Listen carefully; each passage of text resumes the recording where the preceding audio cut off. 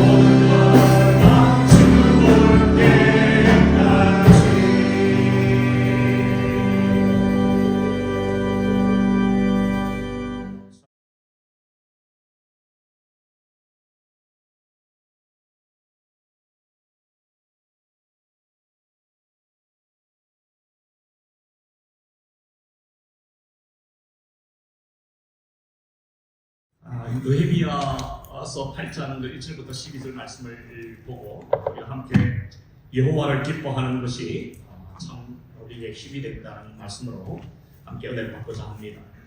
이 느헤미야라는 사람은 바사 제국, 우리가 학교에서 배울 때는 페르시아 제국이라고 그러는데 이 페르시아 제국의 왕이었던 아닥사스다 왕이 있었어요.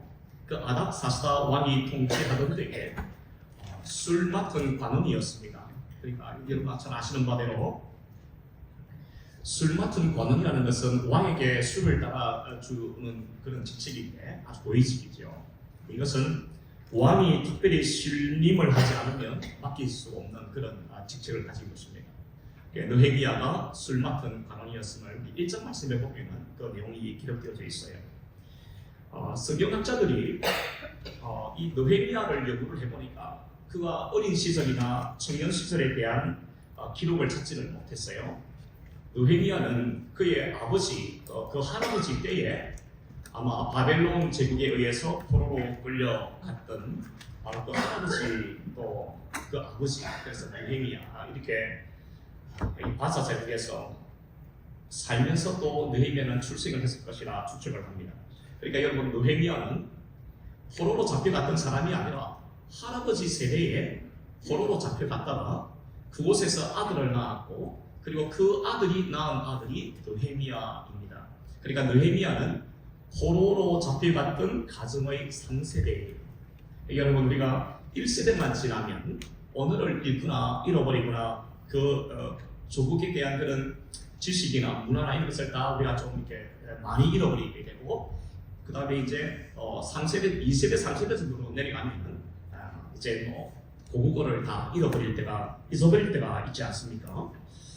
하여튼 느헤미야가 포로로 잡혀갔다가 그 한 가정에 3세대로 출생을 했다는 것은 여러분 바사 제국에서 느헤미야가 성장을 하거나 살아갈 때 대단히 큰 핸디캡이 될 수 있겠죠.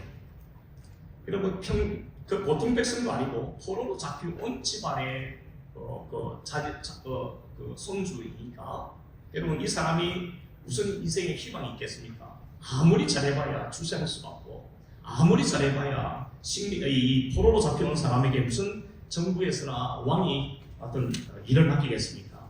그런 상황이죠. 그런데 우리가 오늘 술 맡은 관원이라고 하는 이 직책을 가만히 생각해보면 그가 어떤 삶을 살았을까가 어느 정도 추측이 됩니다. 느헤미야가 그곳에서 태어나서 시민권이 이제 뭐 주었는지 모르겠습니다만 이 페르시아 바사 제국에서 출생하고 자랄 때 아마도 그는 대단히 노력하고 공부하고 성실한 삶을 살았을 것이라 생각합니다. 왜 그러냐면 그러한 고위직에 오를 때까지 바사 제국 안에도 얼마나 많은 인물들이 있었겠어요. 그런데 포로로 잡혀온 그 집안의 손주가 술 맡은 관원까지 직책에 오른다는 것은 여러분 이거는 우리가 쉽게 설명하기가 어렵지 않습니까? 그러니까 느헤미야가 아마 대단히 열심히 살았고 공부했고 노력했을 것이라 그렇게 생각을 해보는 거죠. 그런데 여러분 우리가 더 놀라운 것은 느헤미야를 보면서 우리가 더 놀라운 사실은 뭐냐면은 그가 그렇게 소위 출세하고 성공했으면은 이제는 자기의 과거를 다 이렇게 지우려고 할 것입니다. 나는 포로된 집안의 자손이 아니야. 나는 이 바사 제국에서 태어났고 우리의 가문은 바사의 가문이야. 뭐 이렇게 말을 할 뻔한데 자기의 히스토리와 백그라운드를 지울 법도 한데 느헤미야는 그렇지 않습니다. 느헤미야는 소위 출세하고 성공했음에도 불구하고 그가 여호와 하나님을 향한 신앙을 잃어버리지 않았다는 거예요. 여러분 이게 더 중요한 것입니다. 열심히 사는 것도 중요하고 노력하는 것도 중요하지만 저와 여러분들이 인생 가운데에서 하나님을 향해서 우리의 신앙을 잃어버리지 아니하고 끝까지 이 신앙을 지킨다는 것은 더더욱 중요하고 가치 있는 일이라 생각이 되었습니다. 여러분 왜 그런가 생각을 해봤어요. 다른 방법이 없어요. 어떤 뭐 답을 얻을 수 있는 길이 없는데 아무리 말씀을 보고 묵상을 해보아도 해답은 그 할아버지 때부터 아주 그 아들에게 또 그 아들이 그 아들에게 여호와 하나님에 대한 신앙을 아주 잘 가르쳤다. 우리는 답을 얻을 수가 없어요. 그러니까 여러분 자녀 교육입니다. 신앙 교육을 잘했고 자녀들에게 우리가 비록 나라가 망하고 우리가 비록 포로된 자로 우리가 살아왔고 너희들에게 기회가 없을지도 모르지만 그러나 모든 일은 하나님의 손에 달려있다. 모든 것은 하나님의 손에 달려있다. 그러니 하나님을 의지하고 하나님을 경외하고 하나님을 향해서 신앙을 잃어버리지 말고 너희들에게 주어져 있는 시간과 그 일에 최선을 다해 살아야 한다. 여러분 이것을 할아버지와 아버지가 느헤미야에게 가르쳐 주었을 것이라 그렇게 확신합니다. 오늘 이 본문에는요 이제 유다 총독으로 임명을 받았던 느헤미야 좀 그 전에 뭐 백그라운드가 많이 있습니다만 시간만 좀 줄여야 될 것 같고요.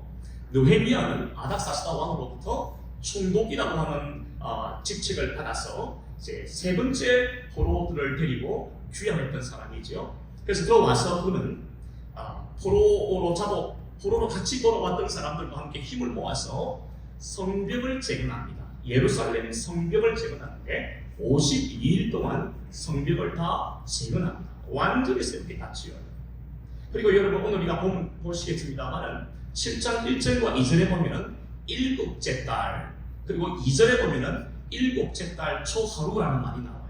여러분 하나님의 말씀이 기록될 때는 그냥 쓰여진 게 아닙니다. 굉장히 이것은 의미가 있는 것인데 7월 초하루 7월 1일인데 예루살렘 성벽이 언제 완성이 되었느냐면 그 5일 전입니다. 6월 25일 날 성벽이 다 재건되고 5일이 지나고 난 다음에 7월 일곱째 달 또 일곱째 달 초하루 이런 말들이 지금 나오고 있는 거예요. 총독으로 임명을 받았던 느헤미야는 그가 할 일이 뭐냐면 성벽 재건입니다. 성벽 재건이에요. 이것은 외부로부터 침입도 막는 역할을 하지만 내부적으로는 이스라엘 백성들이 그들의 마음이 하나로 묶여지게 된다고 하는 이러한 의미를 가지고 있어요.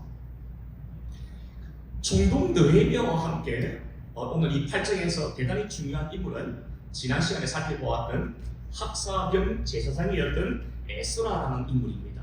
느헤미야와 에스라가 오늘 이 8장에서 아주 리더십을 발휘해서 소위 말하는 남유다 안에 영적 각성, 영적 부흥을 일으키는 그 장면을 이제 우리가 보게 되는 것이죠. 오늘 읽었습니다만은 1절과 2절 말씀에 보면은 일곱째 달에 이르러 2절에 보면은 일곱째 달 초하루라는 말이 있죠. 여러분 이것은 태양력입니다. 일곱째 달 초하루라는 것은 7월 달이고 7월 1일을 말하는 것인데 근데 여러분 우리는 이렇게 태양력으로 이렇게 말하지만은 유대인들은 종교력이라는 게 있어요. 종교력. 그러니까 태양력과는 다른 그들만의 종교력이 있는데 유다 사람들은 7월달 또는 7월 초하루는 새해 1월달이고 1월 초하루를 가리킵니다. 그러니까 우리가 생각하는 것과 좀 많이 다르죠, 그죠? 그들은 7월달은 새해 1월이고 일곱째 달 초하루는 1월 1일을 가리키는 거예요. 이 1월달, 7월달에는 굉장히 중요한 일이 세 가지가 있는데 나팔절이 있습니다. 나팔절 이게 뭐냐면은 새해가 밝았다고 해서 이제 나팔을 길게 이렇게 확 불면 사람들이 다 듣고 난 다음에 새해가 밝았구나, 하나님께서 이 민족에게 새날을 주셨구나, 새해를 주셨구나, 감사합니다. 그리고 하면은 대속죄일이 또 이 1월달에 있어요. 그것도 1월달에 있어요.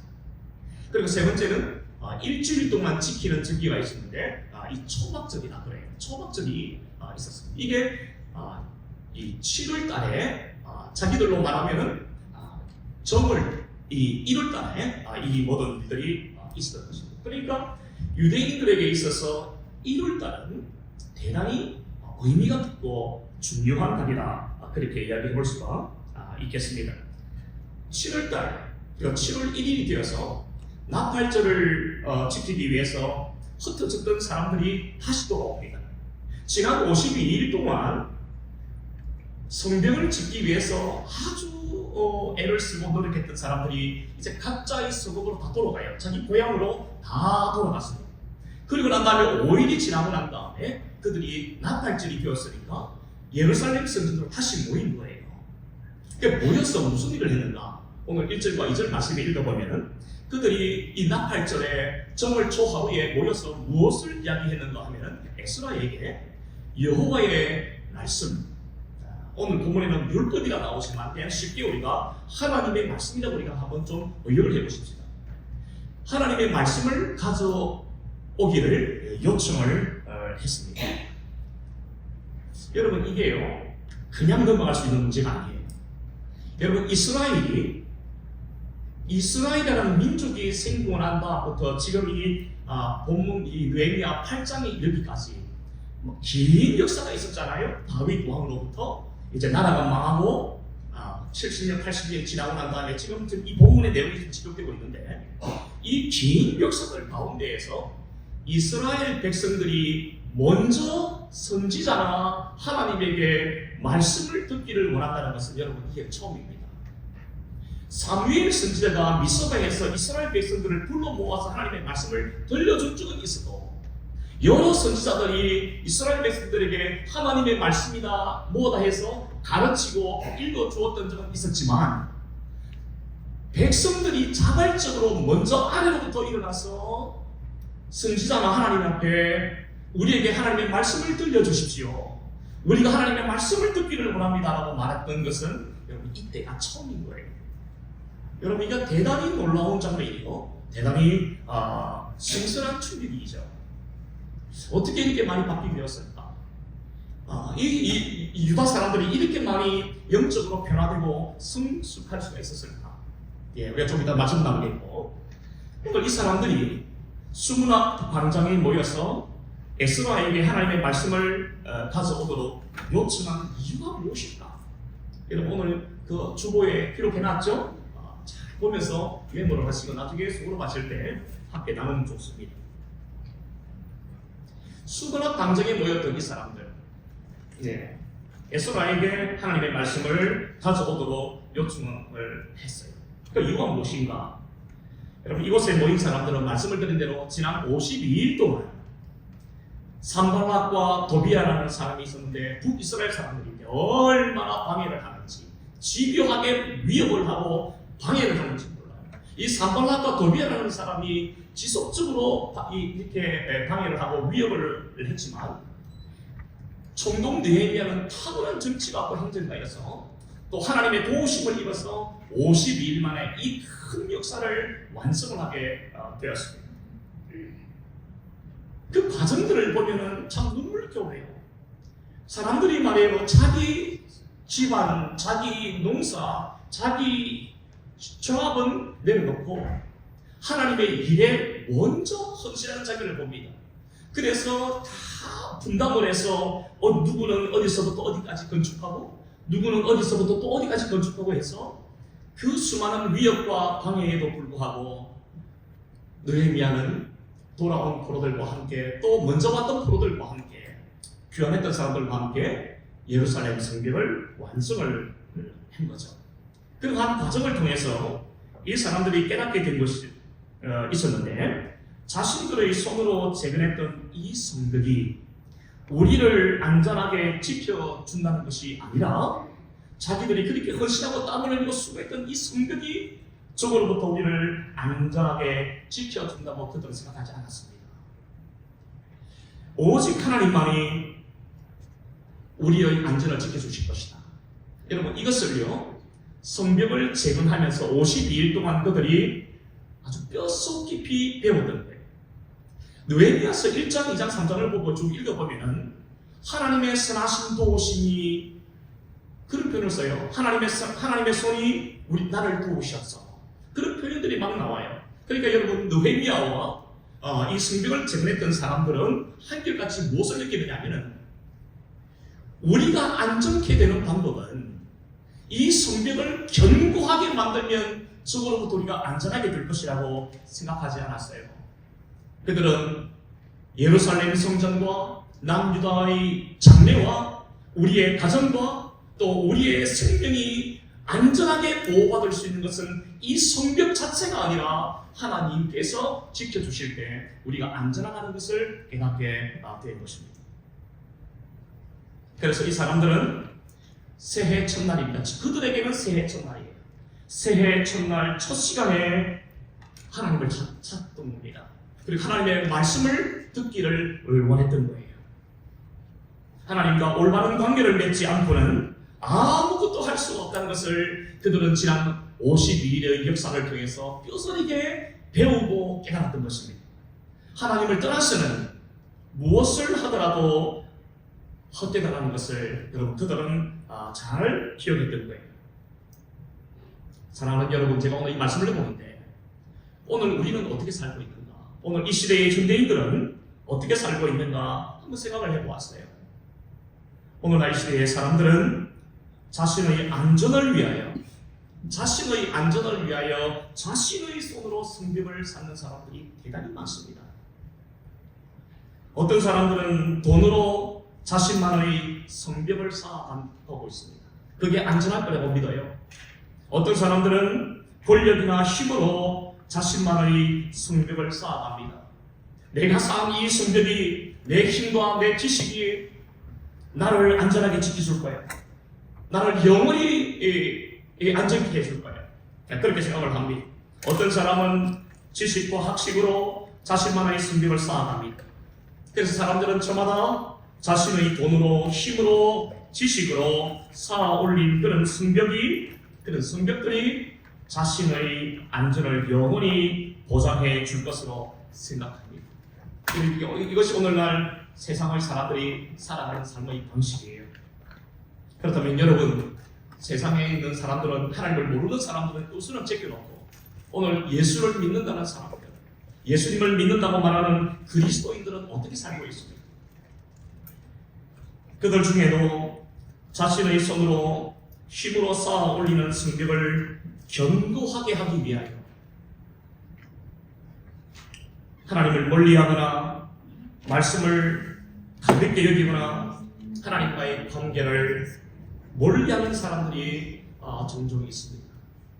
예수님을 믿는다는 사람들 중에 자기가 쌓는 그 성벽이라는 게 있잖아요. 그 어떤 사람은 그것을 돈으로, 어떤 사람은 힘으로, 어떤 사람은 디그리로, 학식으로, 지식으로 내가 이것만 하면 평생에 이것들이 나를 안전하고 영원히 나를 즐겁게 해주고 나를 평안하게 해줄 것이다. 그렇게 믿지만 이러한 생각이 세속적인 생각이라고 한다면 이러한 생각이 오늘날 교회 안에도 교묘하게 침투해 들어와 있어요. 예수님을 믿으면서도 하나님을 제대로 안 믿어요. 하나님을 안다고 말하지만 하나님을 알기 위해서 노력하지 않아요. 여전히 그러한 세상적인 세속적인 생각과 마인드를 가지고 교회 안에 들어와서도 신앙생활 하면서도 여전히 하나님을 제껴놓고 자신의 쌓아 올리는 어떤 성벽을 통해서 안전을 보장받으려 하는 겁니다. 사랑하시는 여러분, 오늘 우리가 오늘 1절과 2절 말씀을 보면서 오늘 이 수문학 광장에 모인 이 사람들이 에스라에게 하나님의 말씀을 가져오라고 부탁을 하고 말씀을 듣기를 원하는 이 장면 속에서 오늘 저와 여러분들이 결코 잊어서는 안 되는 한 가지 역사를 우리가 기억해야 됩니다. 예루살렘이 망한 것은 여러분 성벽이 견고하지 않았기 때문입니까?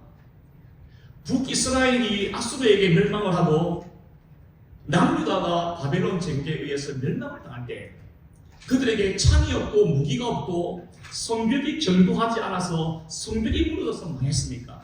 여러분, 그것은 겉으로 드러나는 하나의 현상이에요. 그것은 겉모습에 불과한 것입니다. 예루살렘 성전이 무너지고 남유다가 멸망을 하고 이스라엘이 멸망했던 것은요, 그들이 하나님과의 올바른 관계에서 실패했기 때문에 우상을 사랑했고 권력을 탐했고 부패했고 하나님의 말씀보다는 자기들의 생각을 더 높이 올려놓았던 사람들 아닙니까? 여러분, 그들이 망했던 것은요, 성벽이 견고하지 않았어가 아니라 하나님과의 관계에서 실패했기 때문이에요. 하나님을 예배하지 않았고요, 하나님보다 세상을 더 사랑했고요, 하나님을 의지하기보다 하나님을 자신들의 안전으로 믿고 확신하기보다는 자기들이 쌓아 올리는 성경을 통해서 자기들이 안전할 것이라고 믿었기 때문이에요. 이게 남유다와 북이스라엘이 멸망했던 이유입니다. 우리 오늘 이 교훈을 잊어서는 안 되는 것입니다. 이러한 교훈은 그때나 지금이나 똑같이 역할을 합니다.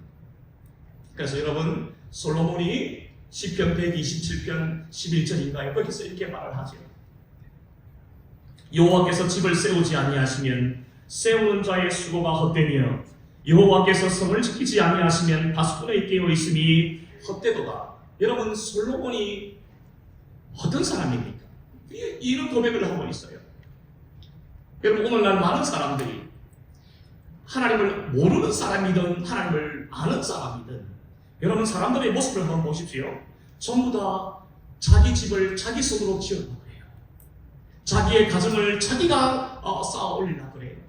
자녀들을, 자기들의 사업장을, 자기들의 학업을 자기의 노력으로, 힘으로 이렇게 쌓아 놓으려고 그래요. 그래 가면 여러분, 또 어떤 사람들은 수고를 많이 합니다. 집을 세우기 위해서, 가정을 세우기 위해서, 자녀들을 키우기 위해서 이러한 저러한 모양으로 수고를 얼마나 많이 해요. 오늘날 이민 생활을 하면서 우리 부모님들이 모든 수고와 헌신은 자녀들을 위한 것 아닙니까? 그 한번 잘 키워보려고 오는 거 아니에요? 그런데 여러분, 솔로몬은 이렇게 말하는 거예요. 사람들이 그렇게 자기의 집을 세우고 또 자기의 어떤 무엇을 지키기 위해서 눈을 뜨고 잠은 안 자고 자기가 하나님 되어 지키려고 하지만 그거 다 헛것이다 이렇게 말합니다. 하나님께서 우리의 가정을 세워주시지 아니하시면, 하나님께서 우리의 가정을 빌드업해주지 아니하시면 사람이 세우려고 하는 모든 수고가 헛된 것이고, 내가 하나님이 되어서 나의 것을 보호하고 지키려고 하지만 하나님께서 지켜주시지 아니하시면 지킬 수 없다는 것이 솔로몬의 교훈인 것입니다. 사랑하는 여러분, 오늘 우리가 이 솔로몬의 이 고백을 다시금 우리의 마음에 새겼으면 좋겠습니다. 세우시는 분은 하나님이시고 지키는 분도 하나님이시고, 내가 하려고 하는 것 좀 내려보고 하나님 앞에 엎드리고 하나님이 그렇게 해주시기를 기도할 때 하나님께서 친히 우리의 가정을, 우리의 집을 세우시고 우리의 모든 것을 지켜주실 줄 믿습니다. 자, 오늘 본문 3절 말씀을 함께 보시겠습니다. 3절로 한번 보시겠습니다. 수문학 광장에서 새벽부터 정오까지 남자나 여자나 알아들을 만한 모든 사람 앞에서 읽음에 무엇 백성이 그 율법책에 귀를 기울였는데, 수문학 광장에서 사람들이 이렇게 모였습니다. 시간을 계산해 보니까 새벽 6시부터 낮 12시까지 6시간이에요. 6시간 동안 어린 아이든 나이가 들은 분이든 상관없이 무릇 말을 알아들을 만한 사람들은 전부 다 새벽 6시 이전에, 우리로 말하면 새벽 기도가 시작된 거예요. 거기서 서서 하나님의 말씀을 듣는데 장작 6시간을 선체로 말씀을 듣고, 설교하는 저는 서 있는데 여러분들은 지금 앉아 있잖아요. 30분을 설교하고 한 50분 넘어가면 이제 그때부터 아이고 이거 최 목사님 오늘 설교 언제 끝나노? 듣기가 너무 힘들다. 서 있는 사람은 얼마나 힘들겠어요. 어쨌거나 오늘 이 수문학 광장에서 6시간 동안 서서 하나님의 말씀을 듣는데요, 어린 아이들로부터 나이 드신 분까지 어느 누구나 다 서서 움직이지도 않고 그렇게 말씀을 듣습니다. 여러분, 3절 말씀을 읽어보면 딱 이거예요. 하나님의 말씀 앞에 나를 세운다, 이거예요. 하나님의 그 영광스러운 말씀 앞에 나를 세운다. 전능하신 그분의 말씀 앞에 나를 세운다. 우리가 오늘 찬양을 아까 부를 때 보니까 말씀의 생명을 거는 자 하고 이렇게 해서 찬양을 우리가 불렀잖아요. 오늘 이 사람들은 어린 아이들로부터 노년에 이르기까지 이 사람들의 마음을 한번 생각을 한번 해보세요. 이들이 하나님, 마늘뼈와 같은 우리들, 하나님께서 지켜주시지 아니하시고 하나님께서 세우지 아니하시면 우리는 아무것도 아닌 존재들인데, 오늘 우리 모두가 우리의 자녀손들과 함께 오늘 이 수문학 광장에 서 있습니다. 우리는 단순히 서 있는 것이 아니라 우리를 영광스러운 그 말씀 앞에 우리를 세웁니다. 능력의 말씀, 소망의 말씀, 그 말씀 앞에 우리 모두가 섰습니다. 여러분, 이것은요 단순히 서 있는 행동을 강조하는 게 아니에요. 오늘 여기에 모인 사람들이 그 마음의 자세, 하나님의 말씀에 대한 그들의 자세, 하나님께 대한 그들의 태도를 강조하기 위함인 것이에요. 그런가 하면 여러분, 오늘 이 3절 말씀에 귀를 기울였다 이렇게 말하는데, 이 말은 원어 성경을 보니까 귀를 기울이다라는 말이 없어요. 귀는 나오는데 기울이다라는 말이 없어요. 이게 무슨 뜻인가 찾아보니까, 귀를 기울이다라는 이 말의 원어적인 뜻은 모든 사람들의 귀가 그 책을 향하고 있다 이 말이에요. 모든 사람들이 귀를 달고 있었어요. 다 귀를 달고 있었는데, 이 사람들이 그 귀들이 여호와의 율법, 하나님의 말씀을 향하고 있었다 이거예요. 여러분, 이 말씀도 자세히 듣는 모습을 보여주지만 그들의 마음이 하나님과 그분의 말씀을 향하여 깊이 나아가고 있다. 말씀을 사모하고 있다. 하나님의 말씀에 대한 은혜를 사모하고 있다. 여러분, 이 뜻입니다. 여러분, 이스라엘의 전 역사에서 이런 순간은 찾아보기 힘듭니다. 여러분, 이스라엘 역사를 한번 잠깐 머릿속에 떠올려 보세요. 언제 이스라엘 백성들이 제대로 하나님 앞에서 우리가 하나님의 말씀 앞에 섰습니다. 마늘뼈와 같은 우리를 하나님의 말씀 앞에 세워주시니 감사합니다. 이제 우리가 하나님의 말씀을 듣겠습니다. 말씀의 소망이 있고 말씀의 능력이고 말씀 앞에 우리가 서 있습니다. 여러분, 이렇게 말했던 적은 없어요. 뿐만 아니라 우리의 모든 귀를 기울여 하나님의 말씀을 듣기를 원합니다라고 고백했던 때는 여러분 거의 없습니다. 얼마나 그들이 말씀을 사모하는지, 하나님과 하나님의 말씀 앞에 그들의 태도와 자세가 여러분 얼마나 보기 좋습니까? 얼마나 아름답습니까? 여러분, 사도행전 17장 11절 말씀에 보면은 베레아 교회 성도들에 대한 이야기가 나와요. 그때 베레아 교회 성도들의 모습에 대해서 이렇게 기록을 합니다. 베레아 사람들은 데살로니가에 있는 사람들보다 더 너그러웠습니다. 옛날 성경에는 신사적이었습니다. 간절한 마음으로 말씀을 받고, 여러분 이거 너무 중요해요. 간절한 마음으로 그 말씀을 받아요. 그리고 그 다음에 보면은 그 말씀이 그런가 한가 하여 날마다 말씀을 상고하였더니, 그 뒤에 헬라인과 무사람들을 하나님께서 붙여주셨더라. 여러분, 그 장면들이 나와요. 여러분, 오늘 우리가 수문학 광장에 모여서 하나님, 우리가 하나님의 말씀 앞에 섰습니다. 이제 우리 하나님의 말씀을 듣기를 원합니다. 주여, 듣는 귀를 주시고 듣는 마음을 부어주십시오라고 기도했던 이들의 모습 속에서 우리는 신약 시대의 베레아 교회라 떠오르는 거예요. 간절한 마음으로 말씀을 받았고, 그 말씀이 그런가 하여 날마다 묵상하고 공부하고 묵상했더라, 상고하였더라. 그렇게 말씀합니다. 사랑하는 여러분, 오늘 우리 아름다운 교회가 이 땅에 있는 주님의 몸된 교회와 성도들이 하나님의 말씀에 대하여 이러한 태도와 이러한 자세를 가지고 있다면 소망이 있을 것입니다. 우리 교회가 그런 교회 되기를 주님의 이름으로 축원합니다. 여러분, 다른 교회 이야기하지 않아요. 지금 우리 교회 이야기하고 있는데도 아멘을 안 하는 분들은 도대체가 어떤 분들입니까? 다시 한번 이야기하십시오. 우리 교회가 그런 교회 되기를 주님의 이름으로 축원합니다. 오늘 여기도 아멘 하잖아요. 오늘 그 말씀이 6절 말씀에 보니까 이야기를 하니까 막 아멘 하지 않습니까? 우리 청년들이 찬양을 참 잘해요, 그죠? 청년들이 나와서 자인팀에 나와서 열심으로 토요일마다 2시간씩 연습하고 지금 올라와요. 예? 얼마나 귀해요. 그래서 열심히 하고 보니까 삑사리도 안 나고 말이에요. 지난주 이번 주 보니까 너무 잘해요. 그리고 또 우리 장로님 기도 얼마나 어렸을 기도 잘하세요. 예. 그 청년들이 올라와서 찬양을 부르고 우리 함께 손뼉 치면서 찬양합시다 그러는데 이러면 되겠어요? 안 되겠어요? 제가 지금 어지러워서 지금 그런 거 나와요. 장로님이 기도하시면요, 그게 하나하나가 너무너무 은혜가 되는 거예요. 그래서 그건 아멘, 아멘 하는 거예요.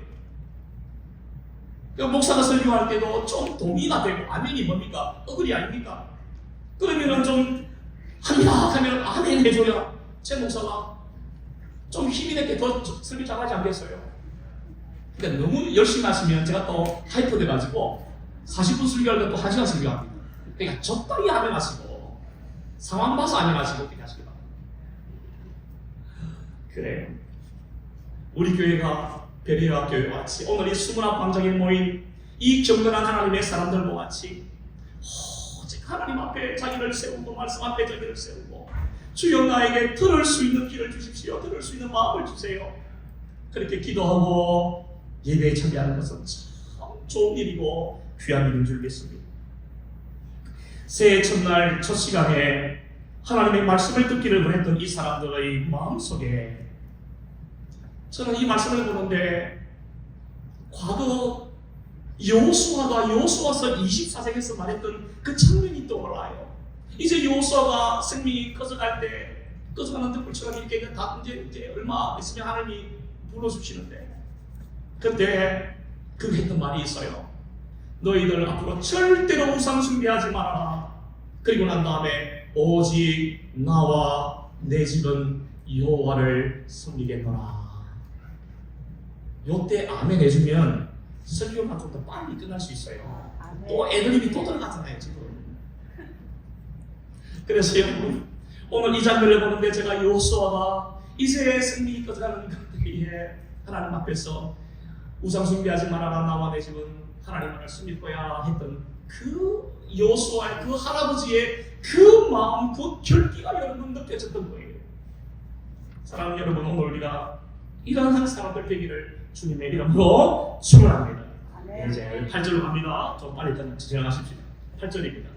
다 같이 한번 읽어볼까요? 8절 시작. 하나님의 율법책을 낭독하고 그 뜻을 해석하여 백성에게 그 낭독하는 것을 다 깨닫게 하니. 9절 초반절을 제가 읽을게요. 백성이 율법의 말씀을 듣고 어떻게 했더라? 다 우는지라. 다 졸았더라. 다 주무시더라. 그렇게 하지 않았습니다. 다 울더라. 그렇게 말씀드렸습니다. 여러분, 에스라가 레위인들이 여호와의 율법책을 이렇게 지금 물론 우리의 책이지만 그때는 두루마리로 되어 있었는데 이걸 둘둘둘둘 펴가지고 옆으로 쭉 펴서 이렇게 펴는데 수문학 광장에 모인 사람들이 하나님의 말씀이 펼쳐지는데 어떻게 우리가 앉아서 들을 수 있겠는가 해서 다 읽었었어요. 그리고 그 말씀을 듣는 거예요. 에스라가 말씀을 읽어줍니다. 근데 오늘 8절 말씀에 보면은 낭독하고 그 뜻을 해석하여라는 말이 나와요. 낭독을 했어요. 이 낭독할 때는 히브리어로 읽었습니다. 히브리어로 쭉 읽었는데요. 지금 그 앞에 모인 수문학 광장에 모인 수많은 사람들은 어떤 사람들입니까? 지난 100년 가까이 80년 그 어간에 그들이 바벨론과 페르시아 제국에 포로로 잡혀갔던 사람들이잖아요. 그들이 돌아왔으니까 그들이 히브리어를 많이 잊어버렸어요. 그러니까 여러분 히브리어로 그들이 모국어로 읽어줘도 말의 뜻을 잘 모르는 거예요. 우리 요한이 쌤이 앉아놓고 제가 한글로 설교해보세요. 애들이 30%도 못 알아듣잖아요. 이런 거와 똑같은 것입니다. 그러니까 여러분 낭독은 했습니다만 써있는 사람들이 하나님의 말씀인가 배 그런가 배 하고 듣고 있는데 뜻을 모르는 거예요. 말귀를 못 알아들어요. 해석을 못하는 거예요. 그래서 여러분 에스라가 뭐라고 했습니까? 그 뜻을 해석했다 이렇게 말하고 있어요. 여러분 바벨론 제국이 사용했던 공용어는 아람어였어요. 여러분 에스라는 자기의 모국어인 히브리어에도 능통하고 그가 살았던 페르시아 제국과 이 아람어에도 능통했으니까 동시에 두 언어를 함께 사용할 수가 있었던 거예요. 그러니까 여러분, 누군가가 율법을 읽어주면 에스라가 그걸 탁 받아가지고 히브리어로 탁 바꾸어서 설명을 해주고 해석을 해주고 그 뜻을 알게 해줬다는 거예요.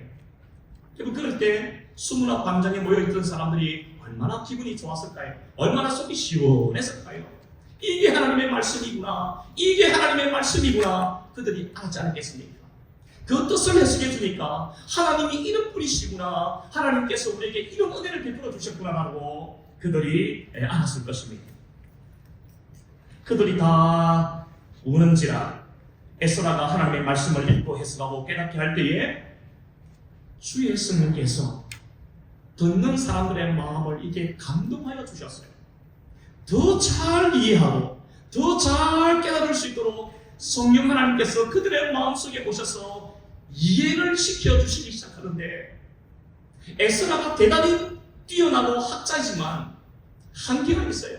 사람의 언어는 한계가 있어요. 성령께서 말씀을 전하는 에스라나 말씀을 듣는 백성들이나 한 가지로 하나님께서 붙들어 주시고 하나님의 말씀을 이해할 수 있도록, 깨달을 수 있도록 주 예수님께서 역사하신 것입니다. 여러분들이 교회에 오셔서 기도하실 때 여러분, 저를 위해서 기도해 주셔야 돼요.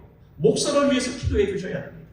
하나님, 오늘 이 목사님이 주의 말씀을 들고서 증거할 때, 설교할 때 목사님도 성령께 꽉 사로잡혀서 올바른 말씀, 복음을 전할 수 있도록 도와주시고, 우리들도 마음을 활짝 열고 하나님의 말씀을 잘 받을 수 있도록, 이해할 수 있도록, 깨달을 수 있도록, 오늘 내가 버려야 할 것이 무엇이고 내가 붙잡아야 할 약속이 무엇이고 내가 순종해야 될 부분이 무엇인지를 하나님 오늘 말씀을 들을 때 깨닫게 하여 주시옵소서. 여러분, 이거 기도하셔야 돼요. 그냥 앉아가지고 오늘 제 목사 설교가 오늘 얼마나 기네 짧네 그렇게 하지 마시고, 어떻게 하면 말씀을 더 잘 알아들을까, 어떻게 하면 내가 우리 목사님한테 힘을 좀 실어줄까 고민하시는 우리가 됐으면 좋겠어요. 그럼 여러분, 우리가 더 하나님께서 우리에게 그 은혜를 베풀어 주시리라 그렇게 생각합니다. 그들이 울었던 이유가 있어요. 하나님의 말씀을 듣고 깨닫기 시작하니까 왜 우리 민족이 망했는가를 알게 된 거예요. 왜 우리가 바벨론 포로로 잡혀갔는가, 거기서 70년 이상을 포로 생활을 왜 했는가를 그들은 말씀을 듣는 중에 깨닫기 시작했어요. 우리가 망한 것이 힘이 없어서 우리가 망한 것이 아니라 하나님을 버렸기 때문이었구나. 우상을 숭배하고 하나님을 버렸기 때문에 하나님께서 우리를 징계하신 것이구나. 여러분, 말씀을 듣는 중에 이것을 깨닫게 되었어요. 뿐만 아니라 그동안 하나님의 말씀에 대한 무관심이 여러분, 그들이 깨닫게 된 거예요. 우리가 너무 말씀에 대해서 무관심했구나, 말씀에 대해서 너무 무관심했구나. 그것을 깨달았습니다.